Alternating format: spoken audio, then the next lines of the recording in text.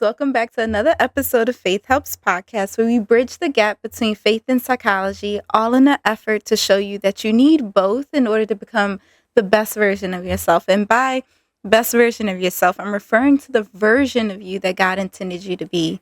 It's my hope that you leave every episode feeling encouraged, inspired, healed in some area of your life, but most importantly, challenged to continue working towards that best version of you. I'm your host, Dr. Diamond Booth, and I am so glad to have you here. Okay, y'all, I can't keep in the giggles. I was trying to be all professional for that intro. I'm glad I was able to deliver it. We're going to jump right in. And it's ironic that I'm starting off this episode with giggles, considering the title is not so giggly-ish, if that's a word. So if you follow me on Instagram, you know that today has been a struggle to get this episode finished. So I've been trying to record this episode since this morning. And I had posted, by the time this airs, this will have been last week, I posted an entire reel and did a live on the fact that my face would not stop itching every time I tried to start this episode. Like every time I started recording, my face, particularly my nose, would start like itching like crazy. And I could not get through the freaking videos. It was bothering me, y'all. It was bothering me. At first it was funny. Then after a couple hours, it wasn't funny anymore. Like, first off, I don't play with my time. After the first hour, I was like, okay, this ain't funny no more, Lord. Like, Abba, fix it, please. Like, what is going on? It was so crazy.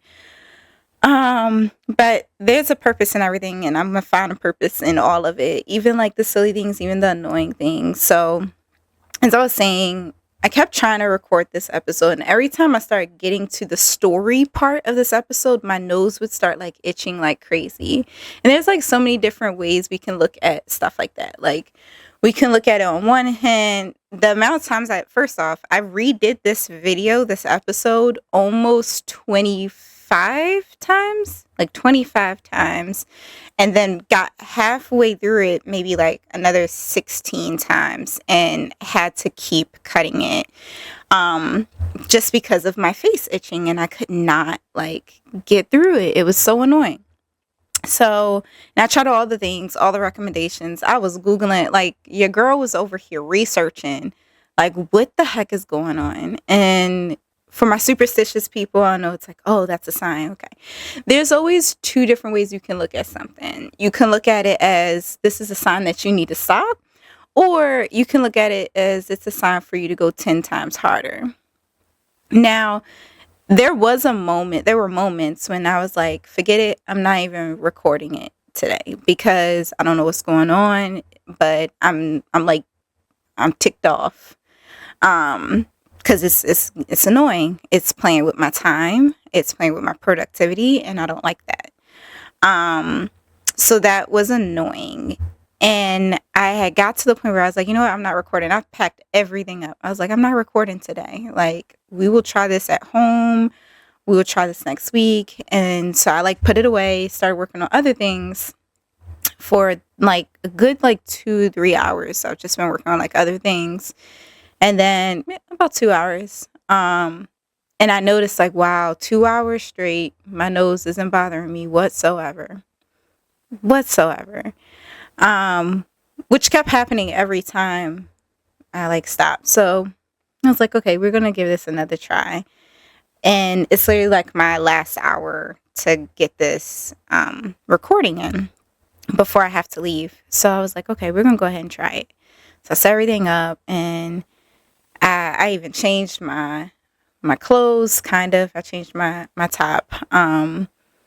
Just trying anything to like get myself to the point where I can be more comfortable, and just trying anything. I was desperate.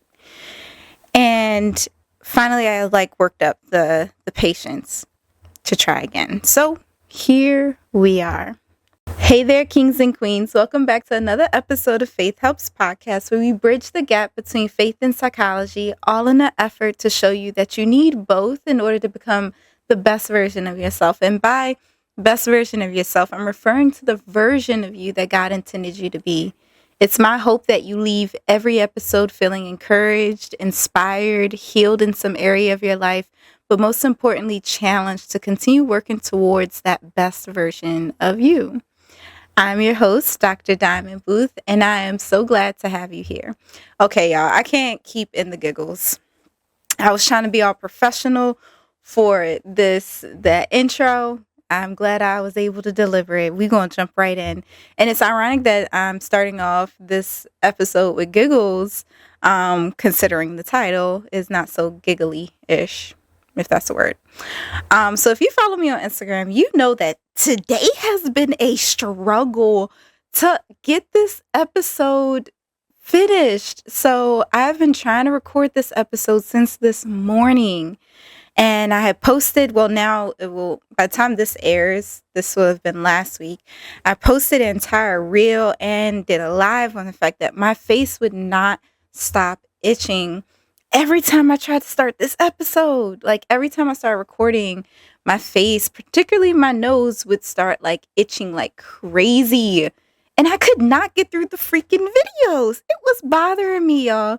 It was bothering me. At first it was funny. Then after a couple hours, it wasn't funny anymore. Like, first off, I don't play about my time.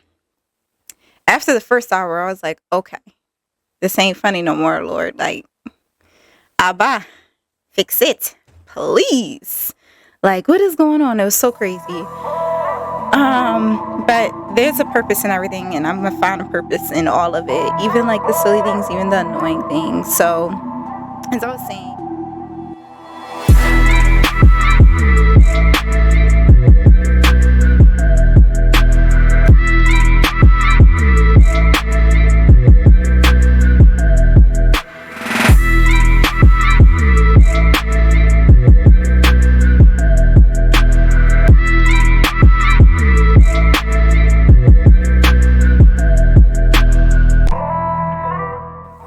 So going a little bit deeper into this idea of like, there's always two ways to look at things.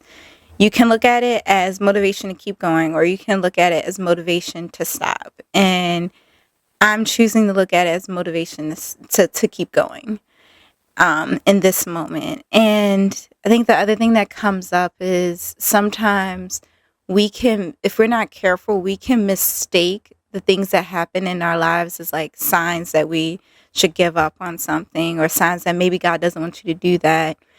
And that may be true. And I stand from the view of like, if God really wants to stop you from doing something, as a child of God, he's going to stop you.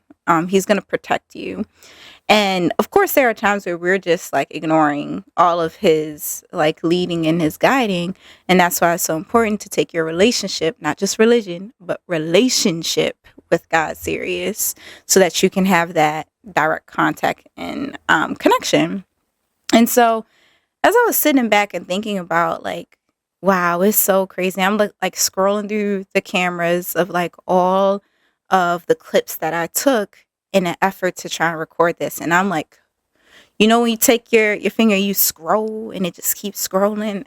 That's how many times I retook this video. And it was like literally at the same time stamp, like almost at the same time stamp when I would start talking about the story that I wanted to share. And I realized like there's a level of seriousness to this topic, because I think a lot of times when we are in the beginning of a new season, we are like super excited for that. We're super excited for the celebration. And then the beginning of the new year, that's all everyone is focused on, is like the excitement of the new year, new me, and the celebration and what's coming in the future and what we're looking forward towards. And that's all fine and dandy. But you also have to be mindful of where you're coming from and what you're bringing with you, which was why last week's episode was about like being mindful of what you need to let go, grieve what you need to grieve. I gave the example of like a rocket, as it like the higher it goes, certain things starts to fall off, but there are certain things that it keeps. And we need to be careful that we're not taking off things that we don't we need to be careful that we're not taking off things that we do need, and then being intentional about letting go of the things that we do need to let go. So as I was like kind of just reflecting on that and reflecting on what showing up means for me, I also was reminded of thinking about like, what does it mean when God shows up for me? Like, what does it look like for me when God is showing up in my life? Um, a lot of times people talk about like the signs, like, oh, if this happens, it's a sign of that and all that. And we're always like looking for these grandiose gestures of God. And sometimes we miss him in the small things. Sometimes we miss him in the daily life. And sometimes we miss him in the midst of our suffering. So rewind back to my like earlier years of college. I definitely went into college being this devout, holier than thou Christian, to be completely honest. I went to a private Christian school. Christianity and being, saved, sanctified, and all that was ingrained into me. Like, don't open your legs for nobody, stay a virgin your whole life, sex is bad. Ugh. Like all that is what I was taught. Lies. But in all honesty, no, like really though, we need to stop telling people like, oh, sex is bad, drinking's bad, because then they do it and then they like, what are y'all talking about? So anyway, that is a hill I'll die on another time. Right now, the focus of today's point, went into college being like this holier than thou devout Christian, and I was really proud at the fact that I was someone who is different. I liked the fact that I was still a virgin. I liked the fact that I wasn't, out in these streets. I liked the fact that I stood out in that way. I liked the fact that I wasn't drinking. I wasn't doing drugs. I wasn't trying everything. I was the good girl. I was going in at like a decent hour, partially because I was afraid of my mom, because she would pull up in a second. And she had a tracker on my phone, the struggle. Anyway, so that's what I went into college with. It was a recipe for disaster. Helicopter parents out there, stop. You're setting your child up for failure. So anyway, I went to college with this mindset. And ultimately, I ended up like step by step starting to give in to the peer pressure, starting to give in to the temptations because it looked so fun. And now standing out and being different isn't so cool. It actually makes me get excluded from a lot of things and makes people not want me around and makes people look at me differently in a way that I didn't like. I started to not like the way I was standing out. And I also felt like there was something I was missing out on. Like, dang, like, I just felt it wasn't a good feeling. And so slowly but surely started to give into the pressures of life, as they say. And the hormones were hormoning and the temptation was temptationing. That's going to be a word today. All right. So I had sex and it was my first time, and that like whole experience was even traumatic story in of itself. But the point that I wanted to get to is actually what happened a couple months later. So I ended up like repenting and like was so ashamed and like, oh my gosh, I'm an awful like person. Like, what does this mean about me? With all of the things was going on. Like, just I was your girl was struggling. Okay, as you can tell, I'm struggling telling it. All right. Anyway, so went ahead, fast forward a couple of months later, and had to do like a routine like checkup or whatever. And the doctor asked me like, how long have you been sexually active? And I was like, the problem was my mom was in the room when she asked me this question. So I was like, never. What do you mean? How do you know anything, ma'am? I was green. I was a green. So I'm just like, I don't know what you're talking about. Whatever. And so she's like, well, you have precancerous cells that are consistent with someone who has been sexually active. And I would, like, everything else she said was a blur. Like, of course, at that age, I didn't know a lot. I didn't understand a lot about the body. I didn't know it. I really did not know much. I was sheltered. I was raised in this house where sex is bad. Don't do it, period. Until you get married, period. And there was not like much. Oh, and then the scare tactics of STDs and STIs, which worked well. So anyway, I remember just being like frozen and like kind of this spiral. And the doctor is just like kind of concerned and like questioning. She's like, we're not going to panic right now. Like, here's like the sets of like different treatment recommendations. And I'm like blanking. My mom is like bawling, crying, and losing it. And I just remember like that was just a blurry day for me because it was just like this spiral.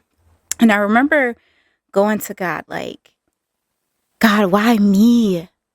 Like, how could you let this happen to me? Like, why did you let this happen to me? I repented. I'm sorry. I keep myself this one time and this happens to me.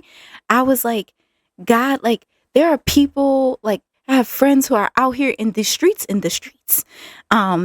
own the streets, okay? And they are doing X, Y, and Z. And you let this happen to me. I was so angry. And in retrospect, I was so self-righteous. I was so arrogant to think, why not me? And I stayed in that mindset for a while of just being angry with God. And then that anger turned into self-hate and self-blame and embarrassment and shame. And it turned into so much, a very dark season of my life.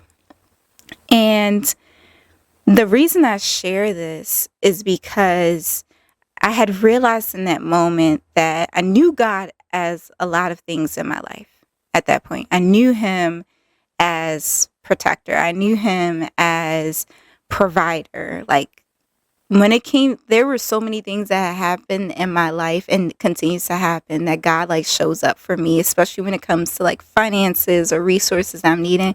God's like, got you. And it's like odd, like the way certain things happen.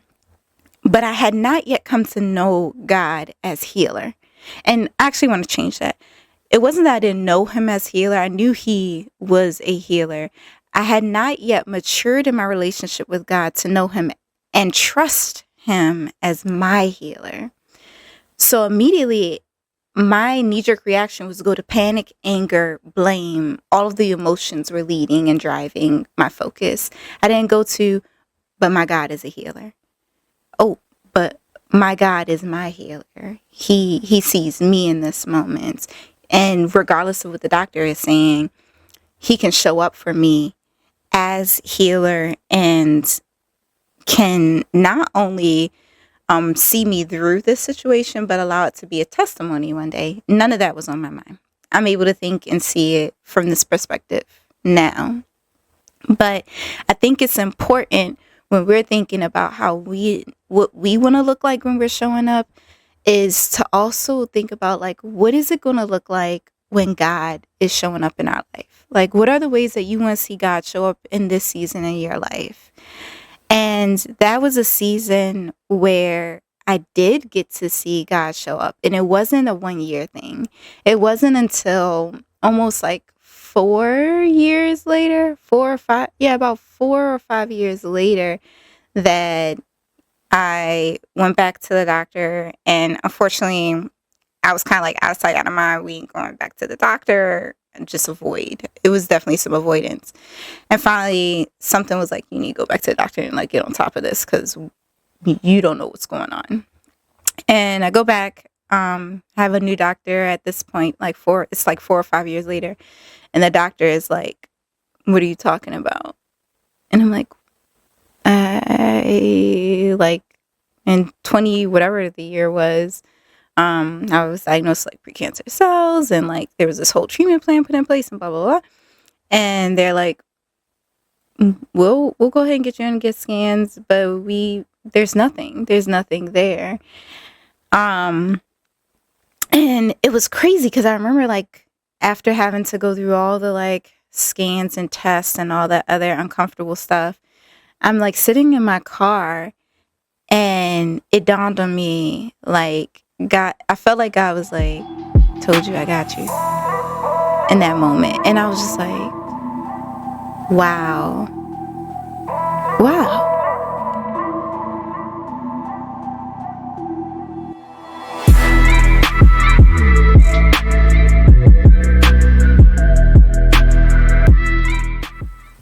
You you showed up as healer when I had even stopped asking for it, if I'm completely honest. And that's the thing I love about God is he will show up in what you need even when you're not praying for it or focused on that. But what it's teaching me in this current moment is the importance of us being one, self-aware, but also being open to seeing how in certain situations when you're suffering, when you're going through a challenge or a difficulty, how might God be trying to show you he can show up for you in that moment? If you're going through a bankruptcy, if you're going through a lot of financial hardships, what is God trying to show you about himself in that moment? Maybe he's trying to teach you that he is provider. He is Jireh. Maybe he's trying to show you that I am the one who will provide and supply all of your needs. If you're going through heartbreak, maybe God is trying to show you I am the comforter. And I think part of preparing for our future and preparing for our goals and preparing for our healing is being able to slow ourselves down and analyze the situations that we're in and those challenges that we encounter and reflect on what we're learning from them so that we can apply it to the future, because things are not always going to be roses and daisies. There are going to be some challenges that you encounter in your life. And the best way to prepare for those hardships is to start now. I used to hate the scripture that says, in this world, you will have hardships. I was like, Jesus, not me. Not your favorite. Like, don't do me like that. But it's a reality. And now that I've matured in my relationship with God and matured as an individual and have had some life happen more, I realize that it's a more mature perspective to have when you think about preparing for those hardships in the here and now. So you don't wait for the bankruptcy to happen to decide you need to learn more about your taxes or your finances or your balance sheets. You start now. You don't wait for the health crisis to happen to start eating better and exercising. You start now. So that one, when those things happen, you're in a better position. I was watching this interview with Steve Harvey's daughter, and I'm like blanking on her name, but she was talking about how she had some things happen with her health and she had to go have this surgery. And when she went to the doctors, like for the surgery, her recovery time was like a third or something like that of what it should be or was typically expected for a woman her age. And it was because she had years prior of exercising and maintaining her health and being intentional with her health and her body, so that when it came time that she needed to have that surgery, they were like, your body's and your muscles are in amazing shape. You are so healthy. And so you're going to recover like that from the surgery. And that's what it means to like be future minded in the present. When you're doing the things that you don't like taking care of your body, declining that extra cheeseburger from McDonald's, when you're setting the limits on what you are exposing yourself to or the environments you're going into, the temptation that you set yourself up for. And, you know, when you're making that decision to block big booty Judy and not like put yourself in a position to be tempted, or when you are making the decisions to set aside money that you could go out in club with to take a class at your like community college on finances or accounting, like something that's going to grow you or improve you in some way, or business management, whatever it might be. When you do those things and you make those sacrifices now, it sets you up for the future. Yes, it's wonderful to celebrate the present moment and to be so excited for all the like newness that we're looking forward to. Like, yay, 2025, show up, 2025, thrive, 2025, alive, whatever 2025 is for you. That's all exciting and that's fine and dandy, but don't get blindsided by that and wind up face on the floor because you didn't prepare yourself in the current present moment that you're in. And the way that you prepare yourself is you take inventory on those areas of your life that you are wanting to work on. I hate when someone just sits and talks about their weaknesses, but they don't do anything to improve them. Like, that's a no-no for me. No, baby. We're not doing that. If you share with me a weakness, I'm going to talk with you about like, how can we improve that? Okay. If there's something you feel like you're bad at, okay, how do you get better at it? You don't just like sit there with it.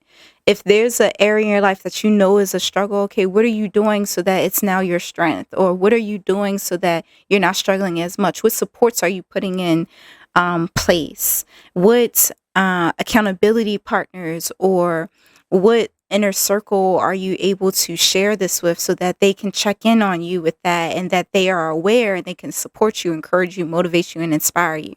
If you know that you get overwhelmed easy and you tend to give up on your tasks, what can you do in the now to keep yourself focused on finishing that task and motivated to see it through? Think about those things now, and then you set yourself up to be able to take on those challenges that are inevitable. Suffering is inevitable. Disappointments are inevitable. I wish I could take them away. I wish I could tell you that you would never encounter heartbreak. I wish I could tell you would never encounter grief or a loss or devastation. I can't, because that's not true. And it would be harmful for me to tell you that when knowing that that's not a reality and setting you up for a fairy tale ending that's not realistic. But it's a lot more realistic that you'll get through it if you sit with the reality now that it's inevitable. And how can I prepare for it? That doesn't mean like go into panic mode of, oh, the sky is falling, and freak out and you do this over fixation on like all things that could go wrong. That's not what I'm saying. I'm saying keeping yourself in a position to learn, keeping yourself in a position to progress and improve. And what that could look like is doing simple things on a weekly or a daily basis that add to your life and add to fulfillment in your life and help you to grow in some shape, way, or form. Are you going to be perfect? Absolutely not, baby. I'm not perfect. No one's perfect. But that doesn't mean that you just throw in the towel and say, the heck with it, I don't care, because you really do. And a couple years from now, you're going to wish that you didn't give up. So my encouragement to you today is to not give up and to be intentional about how you are preparing for whatever season you're in, and for you to not get discouraged in those moments of disappointment or suffering or loss or those scary times where you don't know what the future is going to look like, because there's always better on the other side of it. Granted, in that story I shared, I didn't know that there was better. You could have told me your life is over and I would have believed you, because that's exactly how I felt. Like, oh, my life is over. That's really how I felt at that time.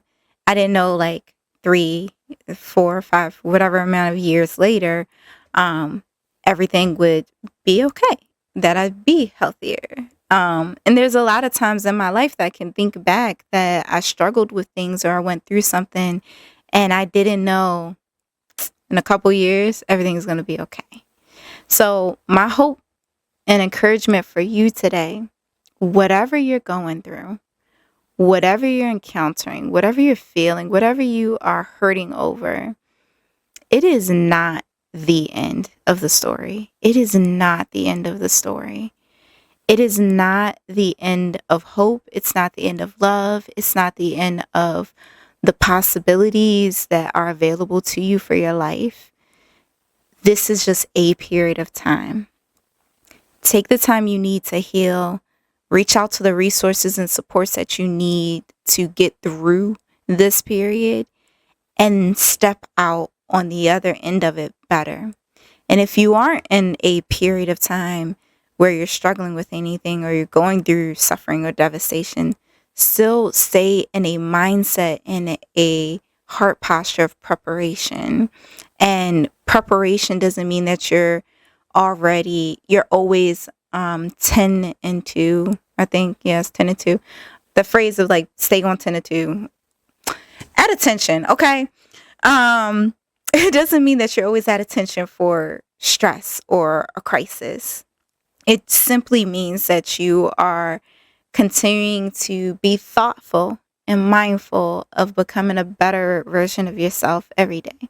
And at the end of the day, that is all that I'm here to do, is encourage you guys, inspire you, help you heal, and challenge you to continue working towards being that best version of yourself. So I appreciate you guys tuning in. And if nothing else, remember to love on yourself, love on somebody, and first and foremost, love God. And remember, faith helps.